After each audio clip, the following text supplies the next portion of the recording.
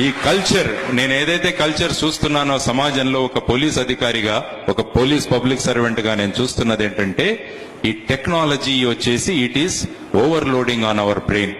Technology ప్రవాహంలో పడి కొట్టుకుపోవడం మన సలహా.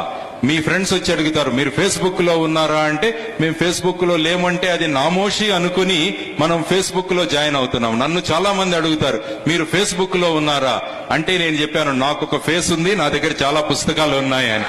So only this I have only Facebook.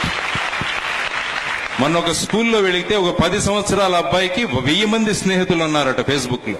ఆ అబ్బాయిని అడిగాను, ఏం చేస్తావు నువ్వు, ఎంత సమయాన్ని నువ్వు వెచ్చిస్తావంటే, రోజుకు 2 గంటల సమయాన్ని నేను ఫేస్బుక్ లో.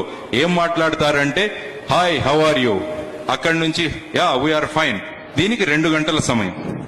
నేను అబ్బాయికి చెప్పాను, నువ్వు ఒక మెసేజ్ పంపించు, నేను 50,000 రూపాయల ఫీజు కట్టాలి, మిత్రులారా ప్రతి ఒక్కరూ 500 రూపాయలు నా బ్యాంక్ అకౌంట్ కు పంపించండి అని మీ ఫేస్బుక్ లో ఒకటి పంపించండి. ఒక్క మిత్రుడు కూడా మీకు రిప్లై ఇవ్వడు.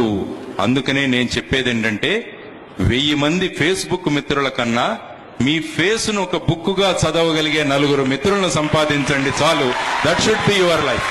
That is your life. ఎందుకండి ఇంతమంది 1000 మంది మిత్రులు ఎందుకు మనకు? అనవసరం. ముఖ్యంగా అమ్మా, ఈ ఫేస్బుక్ లో అవతల వాడు ఆడ మగ ఇది కూడా తెలియదు మనకు. Because it is a faceless book. It is, even though it is called Facebook, it is a faceless book.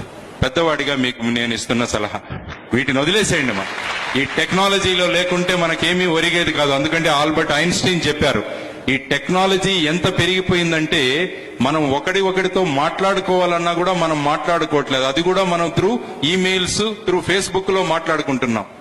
అందువల్ల we will be leaving a generation of idiots అని ఆయన ఆల్బర్ట్ ఐన్స్టీన్ అన్నారు. ఆయన, if the technology is so much in the society where the communications are going to end, then we'll be giving rise to, or we will be leaving a generation of idiots అని ఆయన అన్నారు.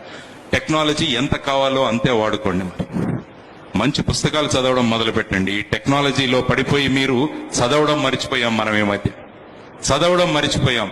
ప్రతిదీ మన కంప్యూటర్లో load చేసుకుంటాం కానీ మనం చదవట్లేదు. యూట్యూబ్ లో చూడడం, అది మనం పెట్టుకోవడం, కానీ విషయాలను ఆచరణలో పెట్టడం చాలా ముఖ్యం. విషయం జ్ఞానం ఉన్నంత మాత్రాన ఉపయోగం లేదు.